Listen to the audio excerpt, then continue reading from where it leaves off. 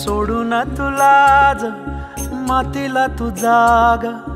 उधाणू दे आज उरी उजाडू दे आज साकड हे माग होऊ दे पहाट नवी आता होऊन जाऊ दे साऱ्या जगाला पाहू दे पडू दे पाऊल जरी काट पाया खाली लागल्याला येऊ दे पडू दे पाऊल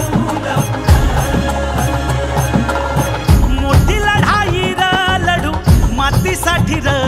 गड्या मनगटाचं जोर लावून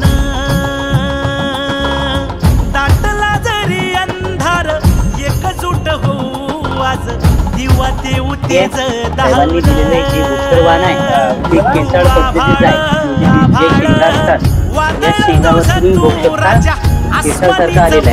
त्याच्यामुळे जी कीड आहे ती कीड ते याच्यावर येत नाही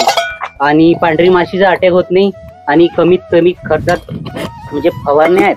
त्या फवारण्यात आपल्याला कमीच करावं लागते म्हणजे याच्यामुळे जे फवारायची आहे ते आपली बचत होते आणि याचा जर रिझल्ट म्हटला ते 12 पर्यंत त्याचा अनुभव आहे आमचा